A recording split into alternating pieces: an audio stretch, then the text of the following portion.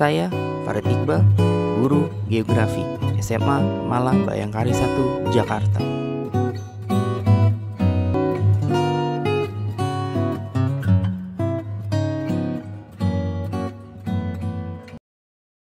Oke, assalamualaikum warahmatullahi wabarakatuh.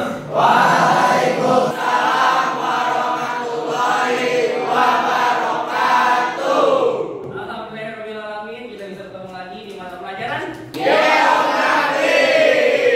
Ya, jadi alhamdulillahirrahmanirrahim, kita diberi kesempatan, kita diberi kesehatan di hari yang cerah ini. Akhirnya kita akan mempelajari geografi di hari ini.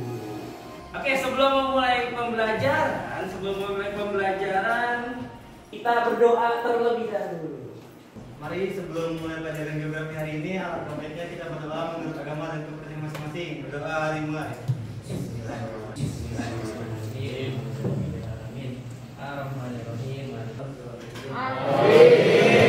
Doa selesai, memberi salam. Assalamualaikum warahmatullahi wabarakatuh. Waalaikumsalam warahmatullahi wabarakatuh.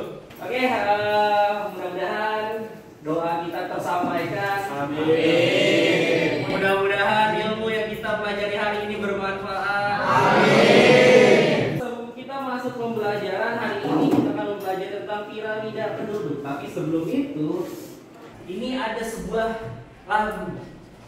Lagu ini adalah yang paling geografi banget. Menjunjung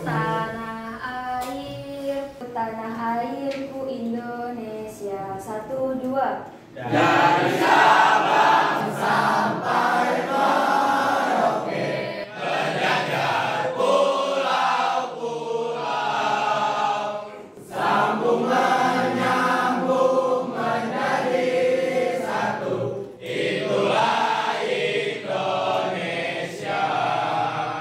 Indonesia tanah airku, aku berjanji padamu, menjunjung tanah airku Indonesia.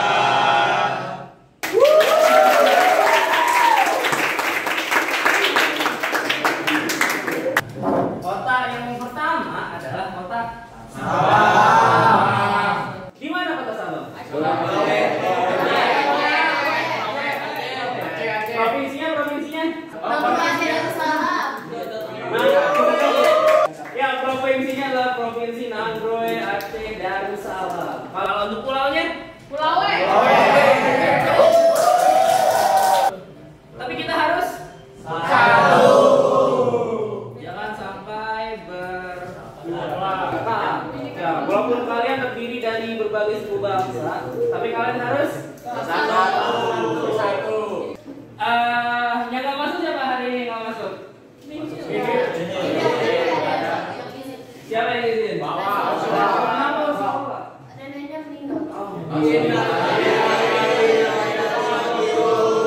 Mudah-mudahan neneknya amal ibadahnya diterima. Pemberian motivasi terlebih dahulu. Siapa dia yang bagi kita? Siapa? Gajah.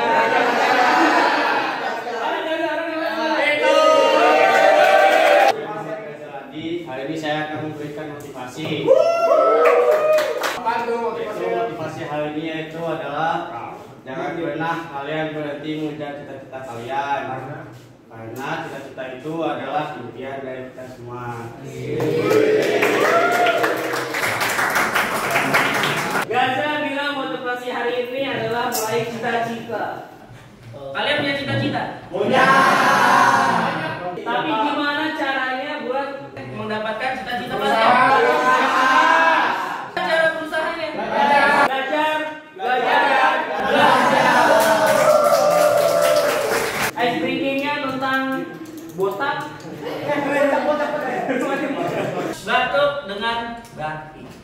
Paham? Tadi apa? Misalnya saya bilang botak. Pegang gajah.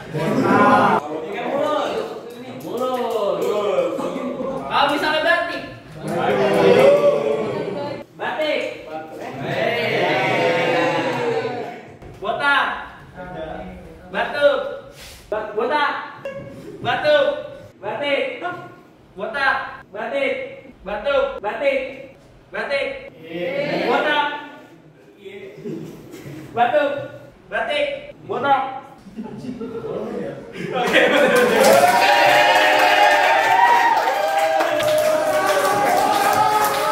Materi sebelumnya kemarin kita telah membahas tentang sumber data kependudukan. Itu ada sensus, survei, dan registrasi. Dan juga kita membahas tentang permasalahan-permasalahan yang ada di negara-negara lain. Siapa nih? Siapa yang mau menjelaskan tentang materi sebelumnya? Silakan untuk Anda. Sumber data kependudukan sendiri itu ada tiga. Yang pertama sensus, survei, dan registrasi. Sensus sendiri adalah proses keseluruhan dari pengambilan data dan penyajian data. Sensus memiliki dua tipe, sensus de jure dan sensus de facto. Sensus de jure merupakan sensus atau penyajian data dan pengolahan data dari penduduk yang langsung tinggal di daerah tersebut. Sedangkan de facto adalah sensus yang selanjutnya adalah survei. Survei merupakan pengambilan data namun hanya perwakilan saja. Kelebihannya sendiri itu hanya sesuai dengan data yang dibutuhkan dan lebih murah dari biaya sebelumnya dari sensus. Kelemahannya itu tidak representatif dan juga tidak akurat karena hanya diambil dari perwakilan saja. Selanjutnya itu ada registrasi. Registrasi itu kebalikan dari sensus. Kalau sensus itu penduduk yang didatangkan oleh petugas, kalau dari registrasi penduduk yang datang petugas.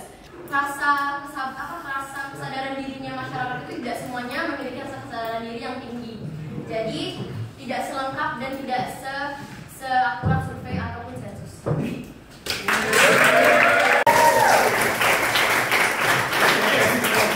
Terima kasih Donjut Anda hari ini. Jadi lengkap banget. Jadi materi sebelumnya kita telah mempelajari tentang sumber data pendudukan. Ini ada tiga, ada sensus, survei, dan registrasi.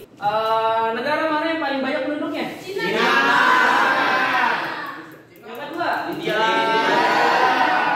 Yang ketiga? Yang ketiga? Indonesia. Pertanyaannya, mengapa negara Jepang mengalami penurunan penduduk? Siapa yang mau jawab? Keterbatasan peluang kerja, benar nggak? Benar. Stres yang tinggi. Stres yang tinggi, benar nggak? Ada lagi? Penduduk Jepang tuh fokusnya kerja. Mereka kalau punya anak tuh. Nah itu tuh.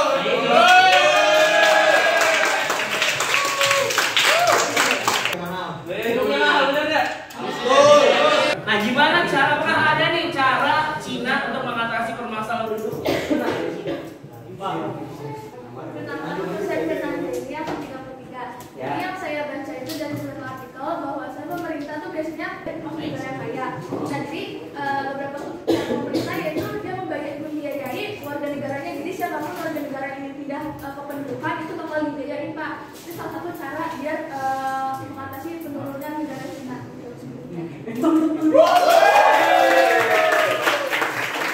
Jadi salah satu cara negara Cina mengatasi jumlah penduduknya itu dengan di sana itu ada kebijakan satu keluarga cuma boleh satu punya anak. Negara Cina ini memang membatasi jumlah suatu keluarga itu hanya boleh satu anak doang. Namun setelah beberapa tahun diubah menjadi 2 anak. Upaya itu membantu untuk mengendalikan pertumbuhan penduduk. Selain itu, yang dimana itu akan membantu membangun infrastruktur dan menyeimbangkan distribusi penduduk. Ada yang bisa jelasin sensus itu apa? Dari sensus merupakan suatu proses keseluruhan dari pengumpulan, pengolahan, dan penyajian data penduduk. Kelemahannya juga ada 3. Yang pertama itu biaya mahal, yang kedua periodik 10 tahun, dan ketiga ada kemungkinan tidak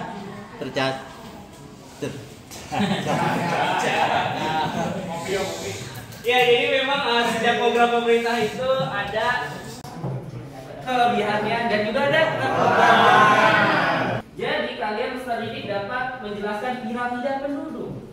Yang kedua ini kalian peserta didik dapat mengidentifikasi jenis piramida penduduk. Ada berapa jenis piramida penduduk? 3. Nah, terus kalian diharuskan dapat mempresentasikan permasalahan yang ada di dalam piramida. Nyambung? Nyambung. Lanjut. Materi hari ini. Ada 3 piramida penduduk. Yang pertama, ekspansif, stasioner, dan konstruktif. Ya, ada 3 ini dulu. Kita bahas apa itu piramida penduduk. Ya, silakan. Kenal nama dulu. Nama saya Cinta Darinia, saya psikolog. Piramida penduduk sendiri itu suatu metode untuk mengilustrasikan komposisi penduduk di suatu wilayah berdasarkan usia dan jenis kelamin. Sama kayak diagram Batam, bedanya kalau misalnya piramida penduduk itu lebih miring gitu ya. Di sini ada 2 warna.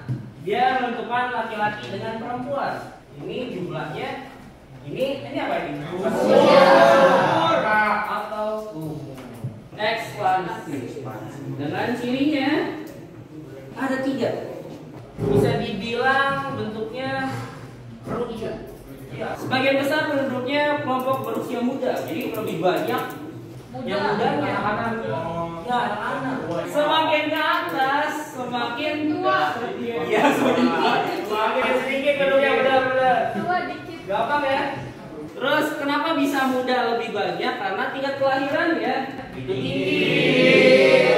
Akhirnya biasanya negara-negara ini adalah negara-negara yang berkembang.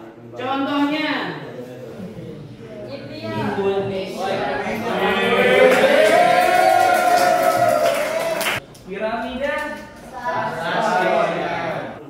Piramida ini bedanya apa sama yang sebelumnya? Penduduk yang umurnya lebih tua sama yang lebih muda itu harus sama Pak. Itu sama rata. Ekspansif, stasioner, nah kita lanjut. Hari ini adalah tugas kelompok. Mesti kalian kerjakan. Kelompoknya udah di share?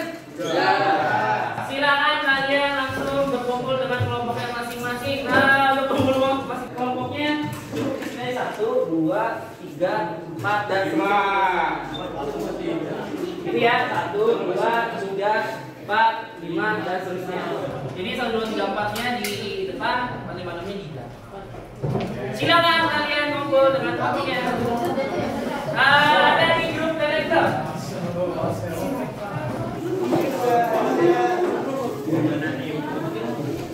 Ayo.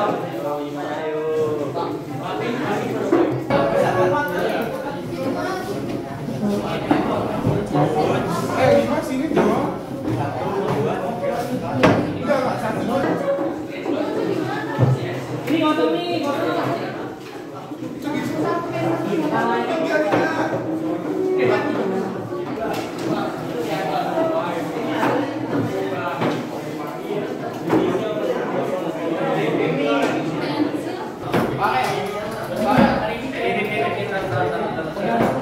perintahnya di sini ada scan barcode, itu ada sebuah artikel yang mesti kalian baca. Kalau udah kalian membuat kesimpulan dan temukan permasalahan yang ada dalam artikel tersebut. Kalian warnain piramida penduduk ini dengan dua warna aja, laki-laki dengan perempuan yang mana. Terus ada pertanyaan numerasi di sini. Jumlah yang paling banyak itu lima apa? Umur yang paling banyak berapa dan segala macam. Ada pertanyaan di sampai sini? Ada Pak. Aman. Silakan diselesaikan AKPD. Nanti kalau misalnya sudah selesai, presentasikan hasil kerja kalian sebagus mungkin. Kerjasamanya silakan selamat.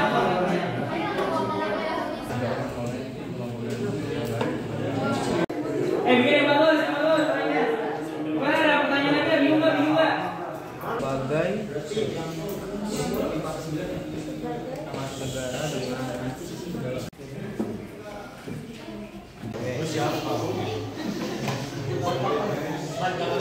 Gimana ada kesulitan nggak?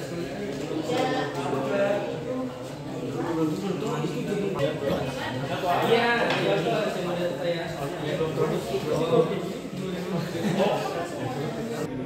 Kalau kamu kerja di Jawa, kan ada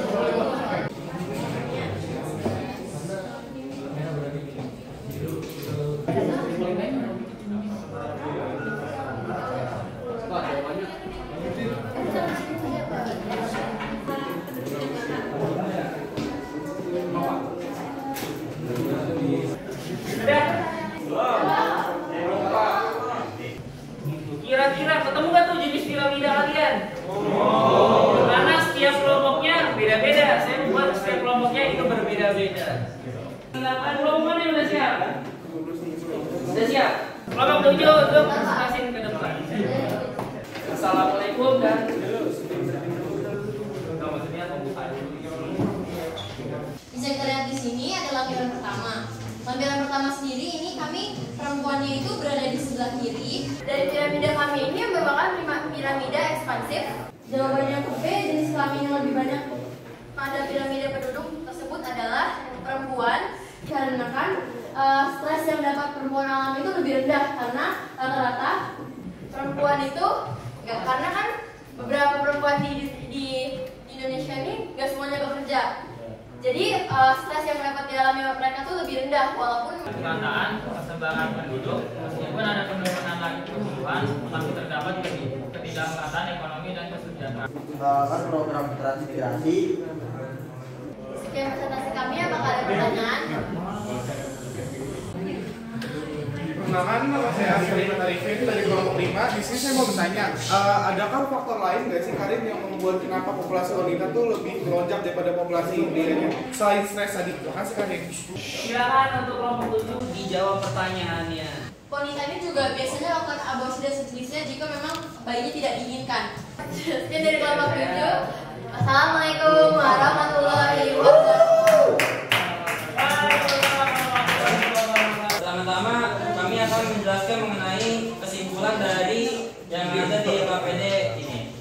Yang kedua, laju pertumbuhan penduduk Indonesia menurun dari tahun ke tahun dan mencapai 1,13% pada tahun 2022. Terus faktor-faktornya yang menyebabkan ketidakmerataan penduduk antara lain adalah terpusatnya peluang kerja, fasilitas kesehatan, 5 membuat undang-undang yang menetapkan usia minimal menikah. Terus juga Indonesia kan untuk jenis dan ciri-ciri piramida ini kira-kira bisa dilihat bahwa mereka mempunyai usia produktif yang lebih banyak pada usia 25 tahun sampai dengan usia 29 tahun. Sedangkan itu merupakan piramida stasioner di mana mereka mempunyai usia produktif yang lebih perempuan lebih banyak karena alasannya biar ada aja di sini lebih banyak kan?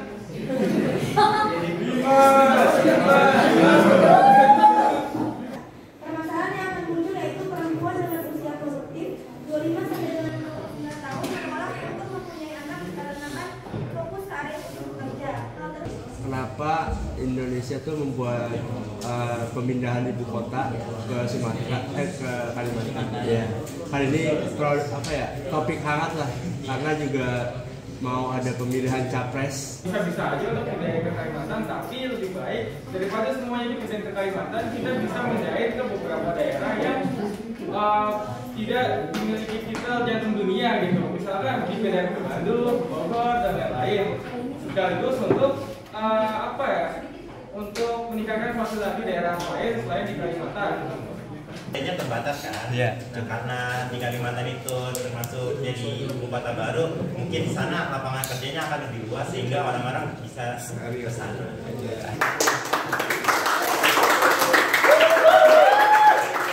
Oke, lanjut kita proses terlebih dahulu. Siapkan handphone kalian. Buat kita mengerjakan soal. Silakan di-download untuk Google Form hari ini. Kalau misalnya di belakang nggak kelihatan barcode-nya, silakan diserahkan di depan.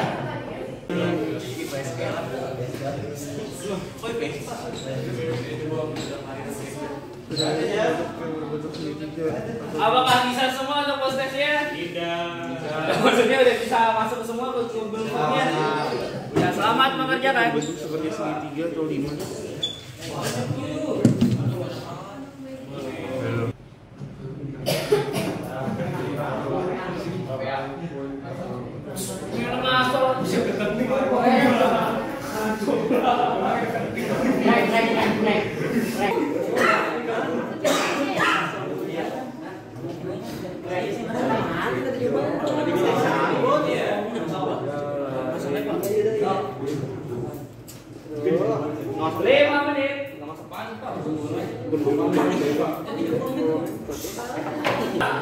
Sudah?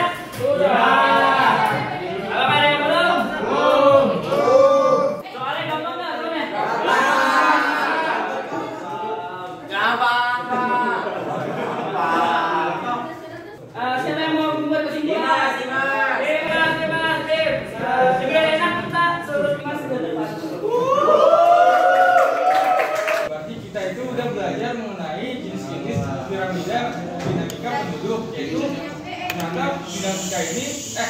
ini ternyata dibagi menjadi 3, yaitu ada ekspansif, stasioner, dan konstitutif. Beserta ciri-cirinya itu ada banyak juga dari 3 dimensional piramida tersebut. Terus juga kita udah belajar mengenai LKPD yang sudah tadi Pak Farid kirimkan kita, belajar yaitu dengan cara berkelompok.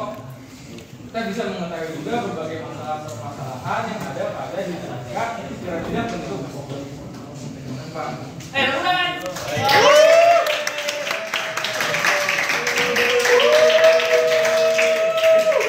Oke, waktunya dari tadi kita selesai langsung habis itu kita refleksi terlebih dahulu.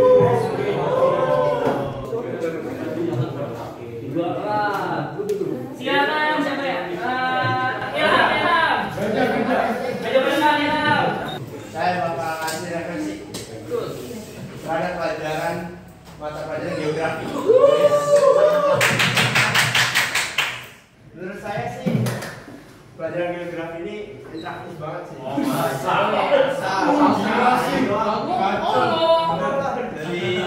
kayaknya udah bagus banget, cukup menggambarkan apa namanya penjelasan yang matang lah, masuk ke intinya gitu.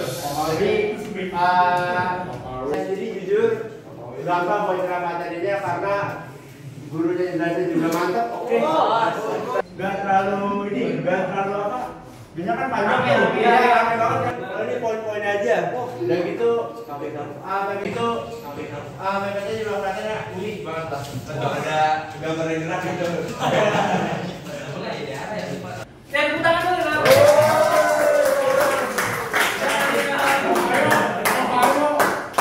Mudah-mudahan ilmu yang kita pelajari hari ini bermanfaat. Amin. Bisa lebih baik.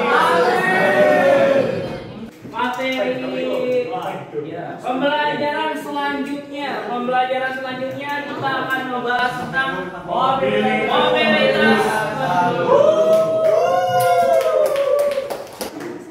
penduduk itu apa? Mobilitas penduduk ini adalah perpindahan penduduk dengan berbagai alasan dan sebab. Contohnya transmigrasi, urbanisasi, ruralisasi, dan segala macamnya itu.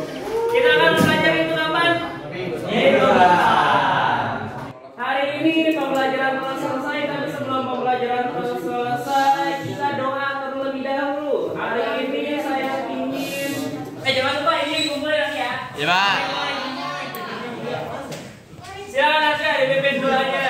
Teman-teman, untuk menutup pembelajaran kita kali ini, alhamdulillah kita berdoa terlebih dahulu.